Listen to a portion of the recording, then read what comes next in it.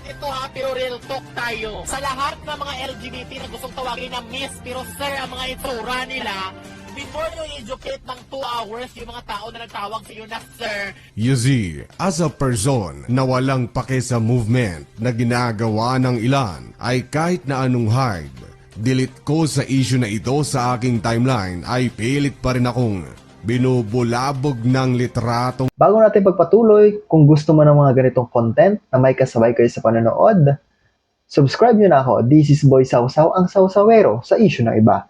At shoutout na rin sa may-ari ng video na ito, walang iba kundi si Kaalaman, na may title na "Wag mo akong tawaging sir, the Jude Bacalso Issue Analysis."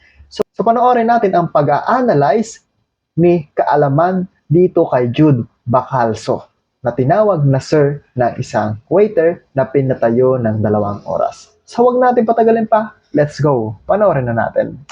Ito. And eventually, I give up. Okay, sige, halina't pag-usapan natin yan.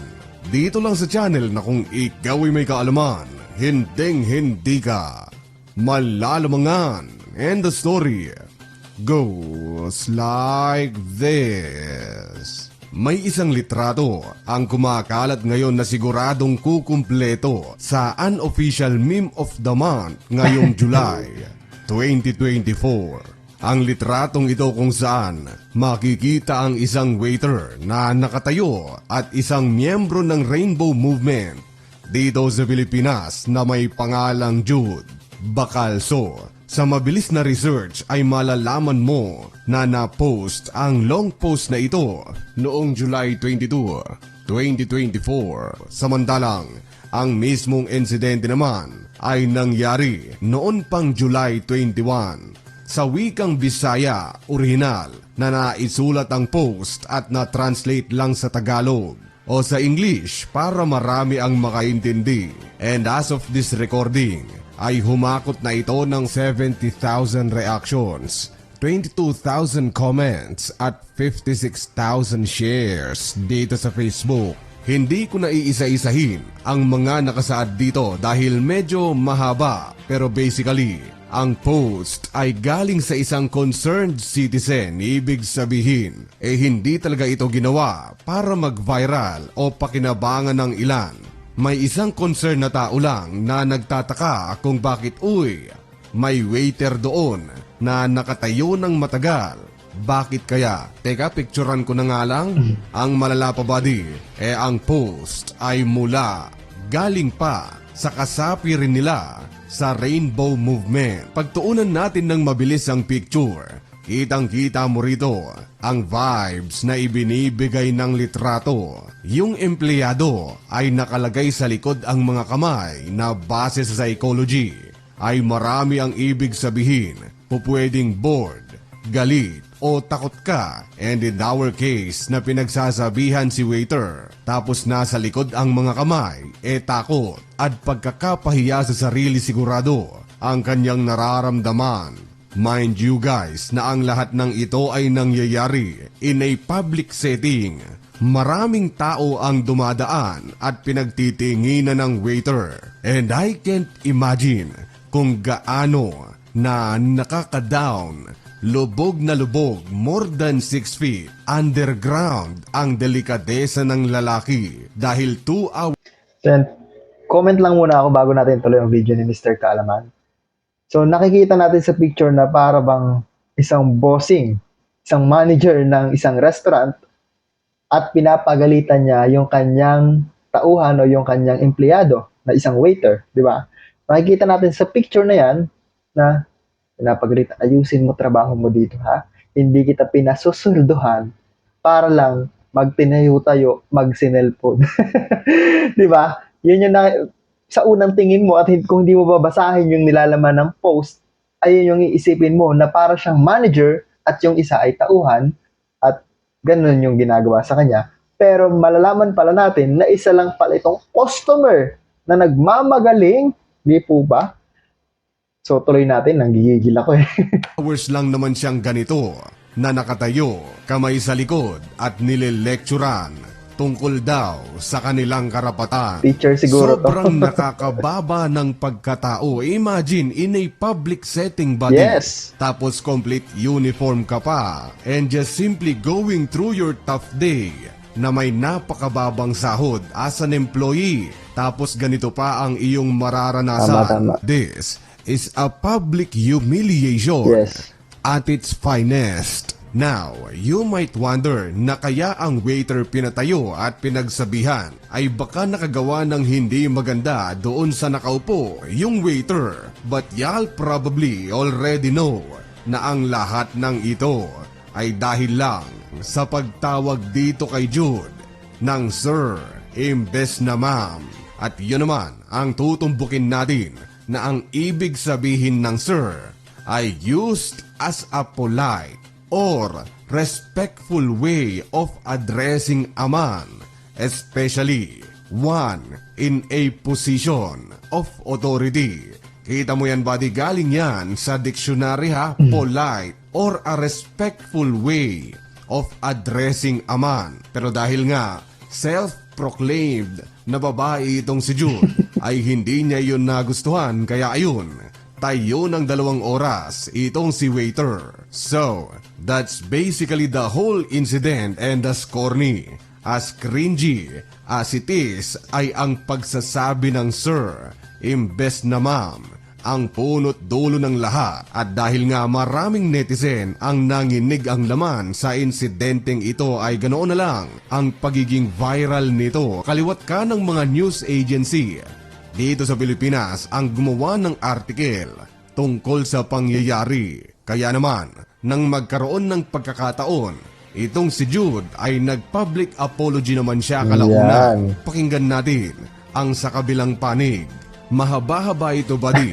Pero basically, sa sinabi niya sa kanyang post na parang napilitan lamang na mag-public apology, ay muli daw siyang pumunta kung saan nangyari ang insidente. Doon, nalaman natin na kinausap niya ang supervisor at nagkaayos naman kalaunan. Pero sa mismong post ay malalaman natin na wala na yung tao na nakatayo na kanyang pinagsasabihan. Yan, sabi niya, wala na daw yung tao.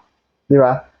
Dahil nga sa ginawa niya, possible na trauma yon, di ba? Na discrimination, nalungkot yun, na stress, na depress. Andun na lahat eh. Possible, nagmumukmok na yun sa isang tabi dahil siguro sa buong buhay niya ngayon lang siya napahiya sa isang walang hiya ding customer. Di ba? Dahil sa ganun, 2 hours.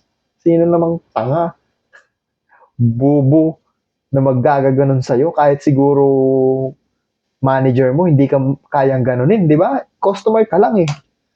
Either umabsent or what, pero worst ay baka nawalan siya ng trabaho. Pero may ilang mga highlights dito sa kanyang public apology ang gusto kong i-address, and I quote, sinabi niyang, I also realized that in the impassioned pursuit of my advocacy, I could have done with a little measure of kindness. Give me a break, dude. Jude, you should have not done it in the first place. You see, I'm all for innovation. Kung ang tumbok ng kasaysayan ng Pilipinas ay dumami ang mga kagaya mo, wala akong magagawa. Wala akong pakialam sa madaling sabi. Pero for LGBTQ's sake, ay ilugar mo naman sa mga parte ng LGBTQ dyan na nakikinig dito sa channel, ay ilugar nyo naman yung pag-advocate nyo sa amin. Yes. Sa mga simpleng mamamayan ng Pilipinas, kung ano ang pronoun ang gusto nyong matawag. Tandaan na for the last decade, century, or even millennium ay dalawa lang ang gender na meron tayo. Ngayong 20th century lang, nauuso ang rainbow movement na yan. Now, in a span of what? Decade? Ay natural, hindi nyo mawa 100% ang siguro 100 million Filipino para malaman ang advocacy ninyo na tawagin kayong ma'am imbes na sir o tawagin kayong sir imbes na ma'am. May basta ba di magulo? Meron at merong magkakamali, pero hindi ibig sabihin noon homophobic na o ayaw sa inyo. Sadyang siguro alangan lang sila o hindi pa nila yun alam. You see, there is always a right place at right time para sa mga ganyang advocacy. Tingnan mo Jude, hindi mo ba nakikita yung mali? Pinupush mo yung advocacy sa isang tao lamang. 2 hours lecture pa. Ano ang mapapala ng buong LGBT community kung isang tao lang Nag-iisa. yung iyong pinagsasabihan? Kakatapos lang ng Pride Month, so be it. Meron na kayong nagdaang Pride Month, buong buwang pagdidiwang. Again, sabi ko nga kanina buddy, hindi ako sa pabor o hindi pabor sa mga ganitong gawain, kundi wala akong pakialam. Tuloy natin, it is what it is. This is isolated case buddy, hindi damay ang buong rainbow community. Sa totoo niyan, ay marami rin ang katulad niya ang kinukundina ang kanyang ginawa. Hindi natin patagalin ang issue na ito. Alam niyo naman siguro, no, Eto na si Thailand girl, nagsalita na tungkol sa issue na ito.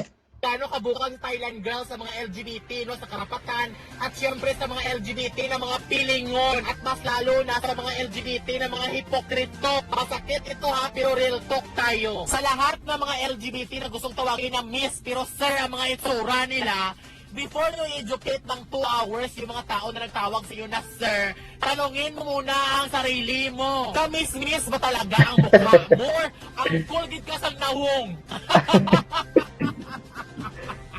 Diba?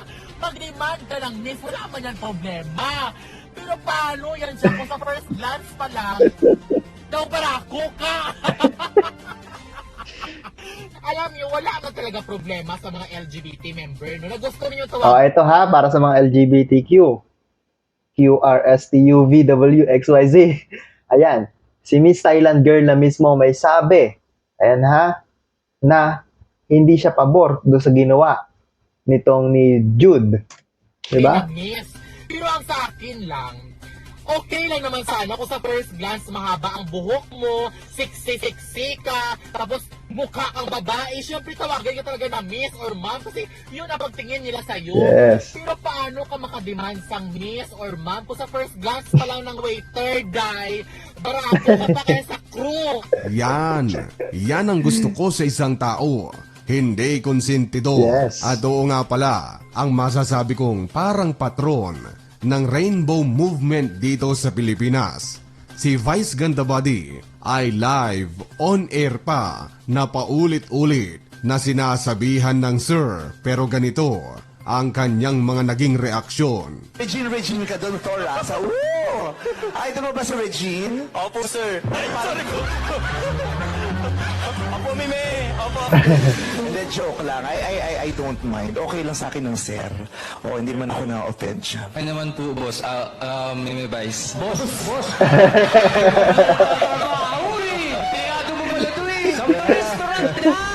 Okay ba sa iyo yun na siya ang nagmamaneho? Nagmamotor ka din ba, Ron? Hindi po, sir. Ay, hindi po. Nag-ano ka ba? Freestyle? Yes, sir. Yes. Yes, sir. Di ba dati, mas masarap na meron tayong kapayapaan? Yes, sir. Yes, ma'am. Nakita mo, ngayon, sir. May mga bagay na kung kaya mong palampasin mo. Palampasin mo yun. Patawarin mo, ayan. Mga kunento mo sa kantang yun, parang istorya ng napakaraming Pilipinong nangingibang bansa. Yes, sir. Yung hirap sa... Kitam, ganyan dapat. Anyway, ang third party, yung kung saan nangyari ang lahat ay nagbigay din ng komento sa nangyari. Sinabi nilang, the management of Ulis Streets of Asia stands by our employee involved in the incident. Along with his teammates have our support. We aim to provide a safe and respectful environment for both our guests and our people. We are taking steps to better handle these situations moving forward. Naka naman buddy, bigyan natin ng masigabong palakpakan ang statement na yan. Kita nyo, malinaw na both guest and people, pantay dapat buddy, equal, Equality nga, pantay, walang lamang, walang mas mababa. Anyway, para sa akin, walang kabuluhan, walang matututunan sa issue na ito. Pero yaman lang din na marami ang gustong marinig. Ang opinion ko, ayun, ang aking masasabi. At ang panghuling sasabihin ko, y'all seeing with our very own eyes na ganito ang mangyayari.